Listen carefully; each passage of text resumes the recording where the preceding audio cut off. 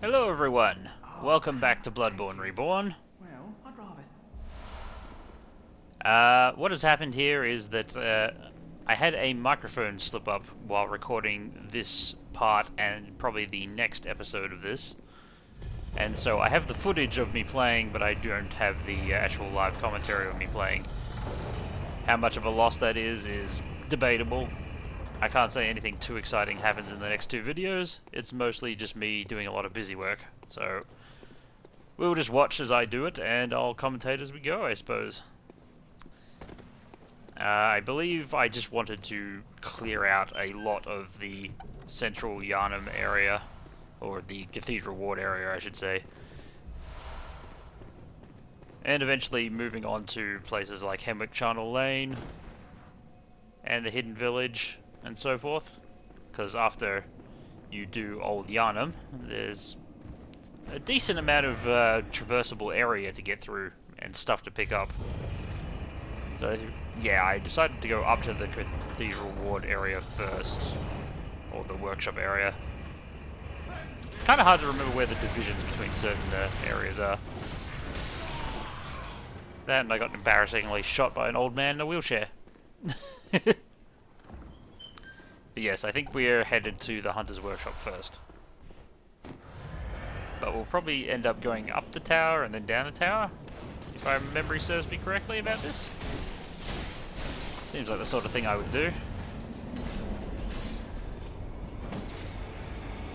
Probably trying to be overly clever with the enemies here. Like, future me knows very well that you can just run in and destroy these guys quite easily. Level 4 or not. And, weird unupgraded weapons or not. At the point I am in the game, the me talking right now, this seems very very by the numbers. I'm significantly further along, and I'm not feeling threatened by these guys at all. But I think the me at the time was definitely feeling a bit nervous. You can learn a lot by watching yourself play a game like this. Because I know exactly what I'm doing here. I always try and bait that one guy out, even though you could probably just run at him.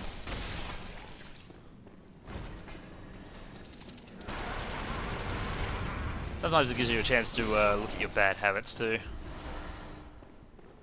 One of my bad habits is that I could probably get away with a lot more than I actually do, but I waste time by being very careful. And being careful sounds good, but a lot of the time being careful just means that you are increasing the amount of time that it not only takes for you to finish, but increases the amount of opportunities that you have to fuck up. Because the longer you spend doing a thing, it just increases the amount of time the enemies have to do more moves, and eventually kill you. I really hate that one guy. That ogre. Because sometimes you walk through the doorway and he's just there. And then other times he's all the way around the other side and you can't see him. So yeah, not nice. Not nice at all.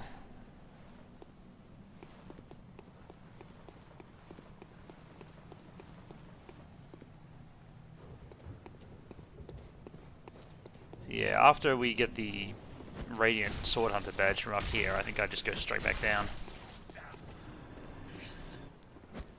This is a good use for throwing knives. If you don't want to deal with these incredibly easy wheelchair enemies. And sometimes I don't. I don't care for flame sprayers.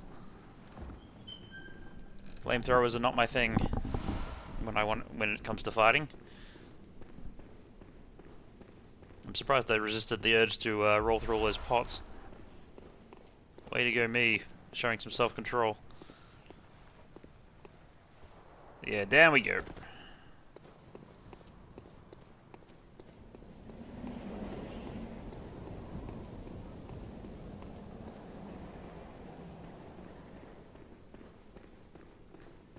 one thing I can tell you is that I haven't had a mishap like this happen since. So I think maybe this will be one of the only... Actually, there will be some post-commentary in future videos, but only ones where the boss took me a significant number of tries, to the point where I started running out of things to say during actual recording sessions. And so I would just start recording attempts where I wasn't speaking until I got one that was successful, and then we'll talk over that in post-com, essentially. But aside from that, I think I've done pretty good recording at this time. At least as far as not having a strictly technical problem occur. My audio balance issues are still kind of shitty and prevalent, but what can I say? I'm using bad equipment. Or default equipment. I don't know if you could call the PlayStation recorder itself that bad. Although the 15-minute restriction is definitely a bit on the nose. I wish they would at least add a option to, ooh, dog collars. An option to just immediately start the next 15-minute block of recording after the first one expires. But, what the hey. Yeah, we get the, get everything from the workshop. And then we start heading back down again, I think. Normally I would homeward burn, not homeward burn, I would hunter mark out. And then probably go down again to get the messenger hats, but I think maybe this time I just decided not to waste time doing that, because I never actually use the messenger hats anyway. So what's the point? But we'll see. See if my recollection is correct.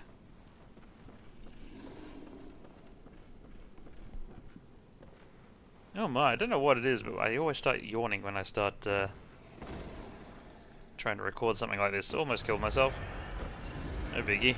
No big deal.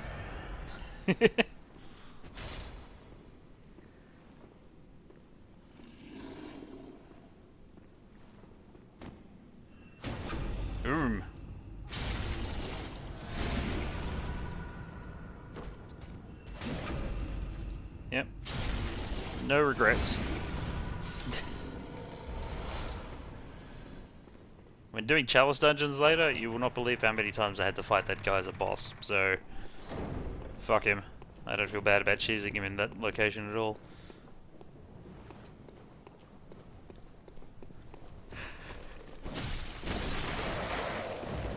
Stupid crows. Sweaty rags.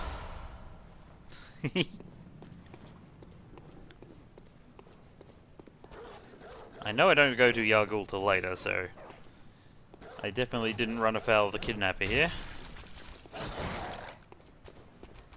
Wouldn't have been a big loss if I had. Certainly letting the dog get the best of me, though. What's wrong with me?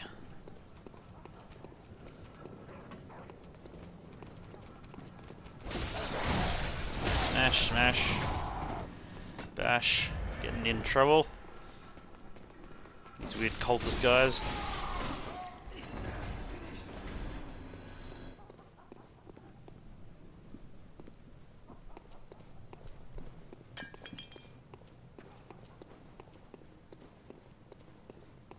Now, even though the kidnapper doesn't kill me, I'm pretty certain I take him on, because it's what I would do if I was in this situation.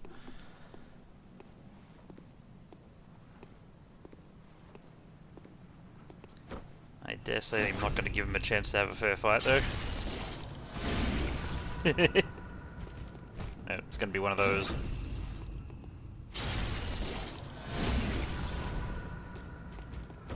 Level 4 visceral attacks are so weak. Sometimes they're all you got, though.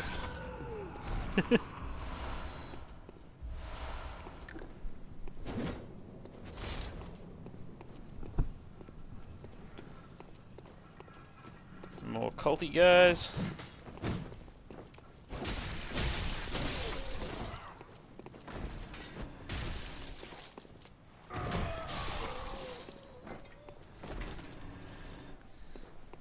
Bloodbourne is the only one of these Soulsborne games where I actually use the throwing knives. I've tried using them in Dark Souls and they're just not... They just don't have any appeal. But for some reason in Bloodbourne I like them. I use them a lot. Especially once I get access to unlimited poison ones. That's a good choice. I was kind of wondering how I would do that without a flaming weapon. But Molotovs will do.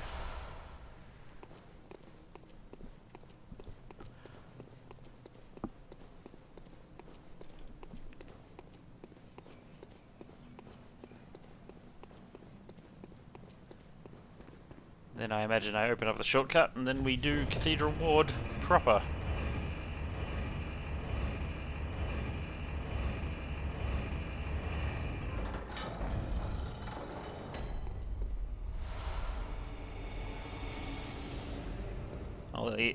After the opening the shortcut, I'll probably either go back to the chapel or... No, here we go. I was going to say otherwise I'll go across the roofs back to the chapel.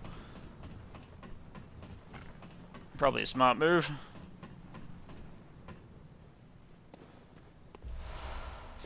Gotta say though, Numbing Mist is one of those things I just don't use. I know I'm supposed to use it against Amelia at times, but Amelia's not that hard. You can kill Amelia without it.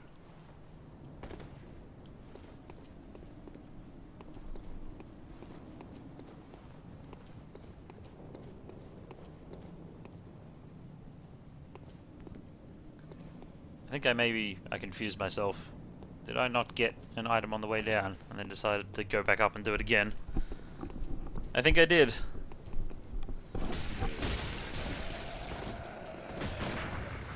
Oh, that certainly makes for riveting entertainment. Yeah, this part of the game is just a huge scavenger hunt. Trying to find everything that you missed.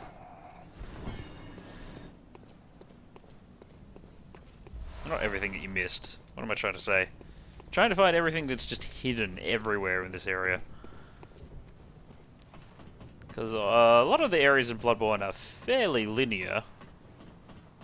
So you don't have that many opportunities to just sort of spread out and look for stuff. Normally you just collect the stuff on your way to point... You know, from point A to point B. You fight the boss. Then you go from point B to point C, and you collect all the stuff in between those. But, no, when the Cathedral Ward really opens up after the Bloodstarved Beast, or whatever your first boss is, then it starts getting a bit meandery. You start going here and there and everywhere. I think maybe I went to Yharnam here.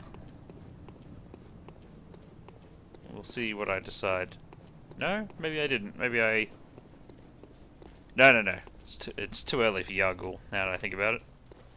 I probably would have gone to Hyperion Lane first. Not so much to do the area, but just to get the lantern, so that I could do the area at my leisure.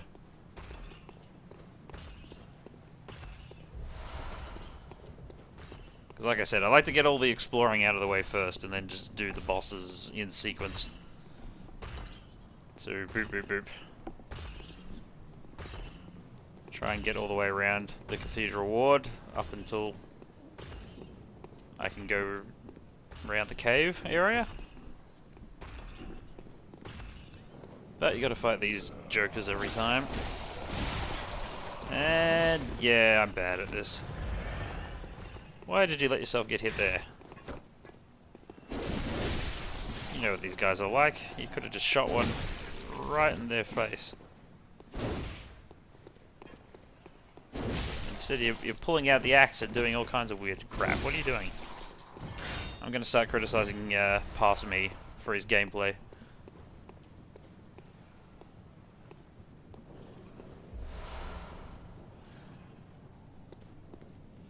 It's me getting nervous that something is gonna follow me up the stairs, even though nothing ever does.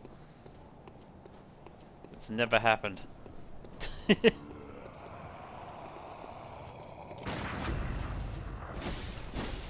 you're gonna go this close up the stairs at that guy, I should have just rushed him right at the start.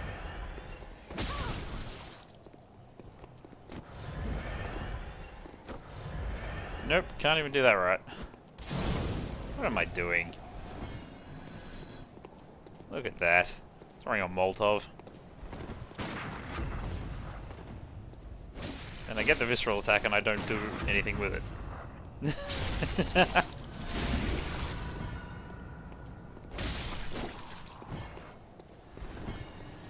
I think it's because there's only 2 of those enemy in the entire game.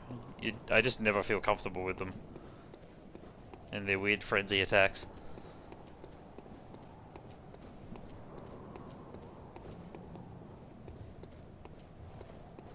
Which aren't really that... At level 4, frenzy attack isn't actually as bad as you might think.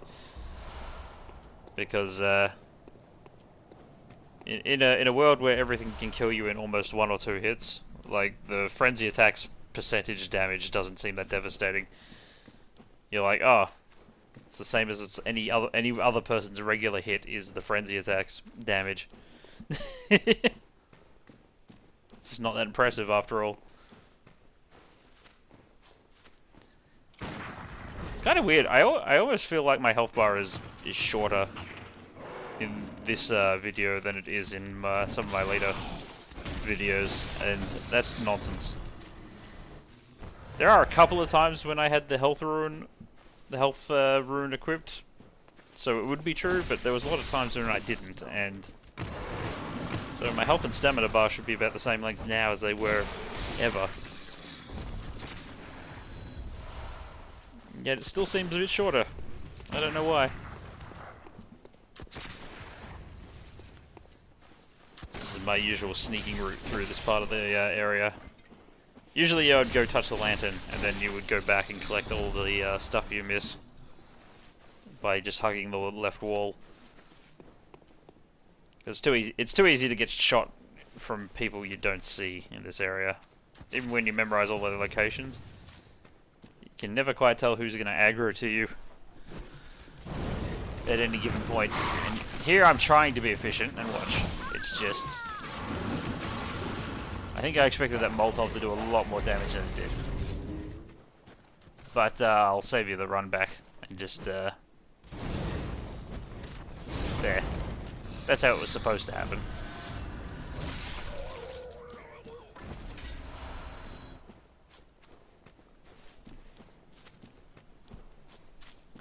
Nothing exciting happened on the second run. It was just exactly the same thing that just happened again.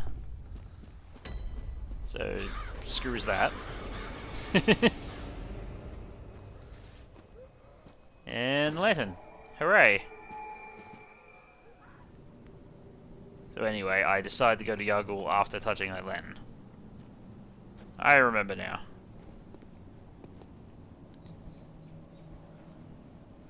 Basically just to unlock all the areas and get all the stuff that I don't want to be collecting all the time. My usual habit with Yargul is to do it and then defeat Paul later on, maybe. I don't know why that is, actually. I think it was, in this playthrough, it was definitely a matter of upgrade materials being more important than anything else. So it's like, okay, if you want upgrade materials for your twin bloodstone shards and such, you just go straight to Yargul. It's the best place to get them. They're both plentiful on enemies and on corpses and stuff. And you can kill the kidnappers and get as many as you want as well. Then once all the weapons are upgraded, then I can go do all the bosses. So Witcher Hemwick, and then Amelia, or maybe Paul. I don't know. I actually don't remember when I did Paul. I remember doing him, but I don't remember when. Probably would have been before Amelia, now that I think about it. I have a distinct remembrance of Amelia being the last one that I tried in this particular section.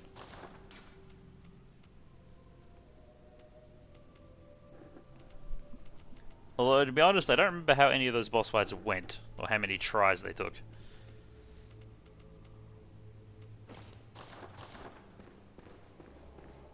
I have a distinct remembrance of feeling uneasy going into every single one of them because, you know, the level 4 thing really does hurt.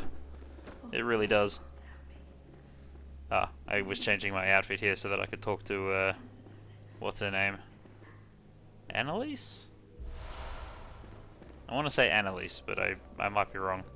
Annalise might be the one with the bag on her head in the DLC. You've got... I have known you could... Short earth. This is not my favorite character in the game. So then the strip back to you?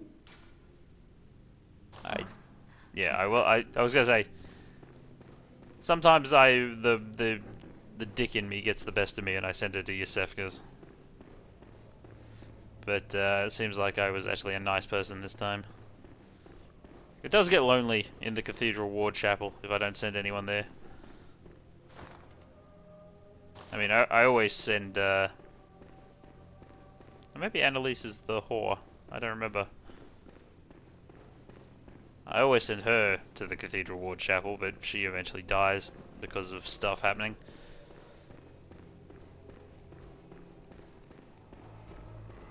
And good thing too, because I need that umbilical cord. Yeah, I'm just running for the lantern, aren't I? I'm not actually getting any of the upgrade materials from those wandering nightmares. Fair dues there.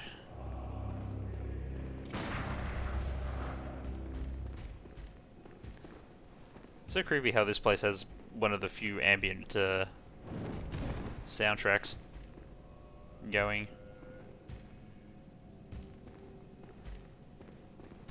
Sets the mood in a way the rest of the game sort of doesn't.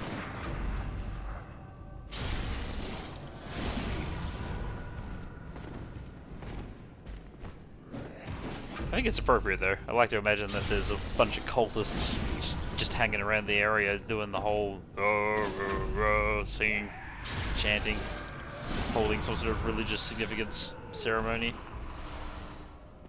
worshipping some amygdalas, that kind of thing. That kind of thing. I don't think of myself as having an Australian accent, but I guess maybe I do.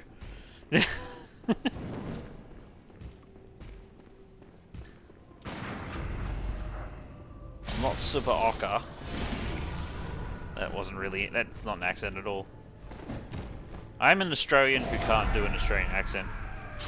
Like, I don't know what part of my my normal speech to enunciate to make it more Australian than it already is.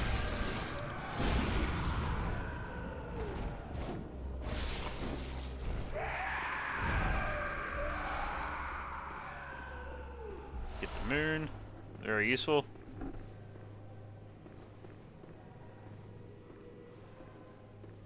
And sneak up on an old lady.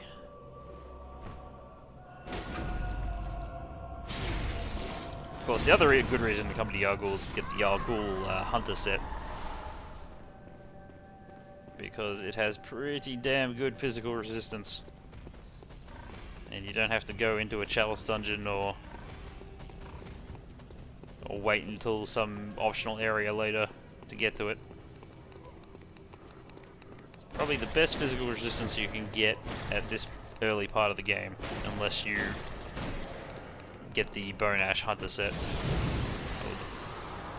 Not Bone Ash Hunter, just the Bone Ash set of armor from the Chalice Dungeon. But that would require you going to Central Pimeru, I think. Oh, I also forget that I come here to open the doors early game, because otherwise this place is a huge pain. There's no way I want to take on those 3 hunters all at once as a level 4 character. Or any kind of character for that matter.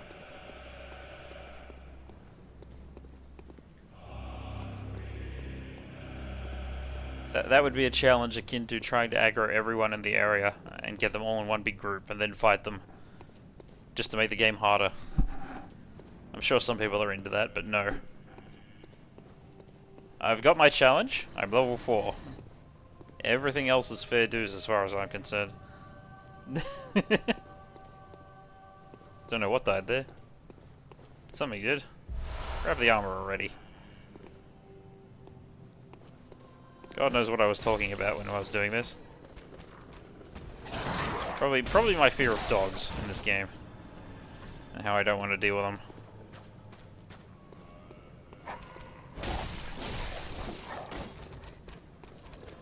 Look at these dogs. Actually, that dog was incredibly stupid.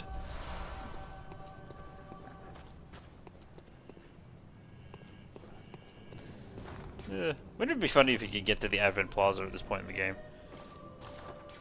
Even if it was, like, different in some way. Could actually see what the choir is doing and so forth.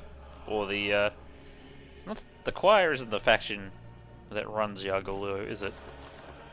It's the School of Mensis that runs Yargul. I feel like Bloodborne's lore needs a bit more fleshing out.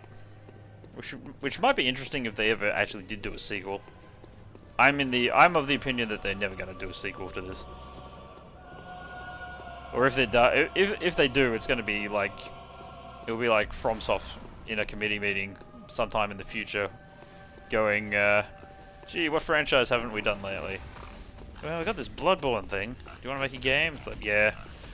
It'll be a Dark Souls 2 situation. It'll be like a by committee sort of production. I'm sure they could get a talented director and do a really good job, but it probably won't be Miyazaki, and it'll probably have a bit of a different flavor to it.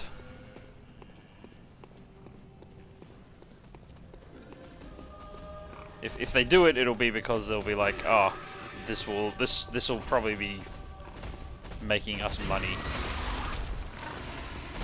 It won't be because the people who made Bloodborne 1 are going to be like, hey, we got to continue this story. There is important things that we need to keep telling about this universe. In the end, everything is about making money. You want your game to be a success. I am being super nervous about this these pigoos. I'll tell you what, level 5 Chalice Dungeon at level 4, these pigs are the worst. The actual boss versions, like I think I beat one of them in a level 5 Chalice Dungeon at level 4. I don't think I ever recorded it. I think it was just something I did off screen at one point or another. What I can tell you about them is that they're almost freaking impossible at level 4 just because they take so long to kill because they have so much health, and literally everything they do is just a big one-hit kill. And I hate them in the first place as a boss of Chalice Dungeons anyway, just because they can go from pretty much a standing still animation to an immediate forward charge whenever they want. And good luck dodging that, especially if it puts you in a small room. And of course your visceral attacks are just crap. Anyway, we're getting along here. I've just been talking about whatever I wanted. But, yeah. It's Yargul. Lots of dogs. Lots of pigs. I did need to be careful about these dogs. I've died to these dogs before. With characters a lot stronger than this one.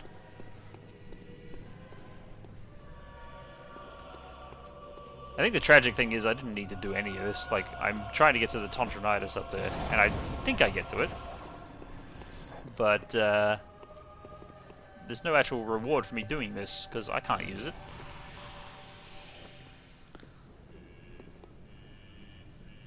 There's very few things other than the starting weapons that a level 4 character can use.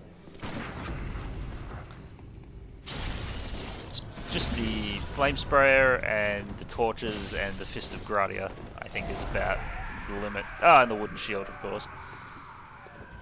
I played around with the idea of using those things, but I don't think I ever did use any of them. I think maybe I went into like a couple of off-screen co-op sessions as a level 4 character,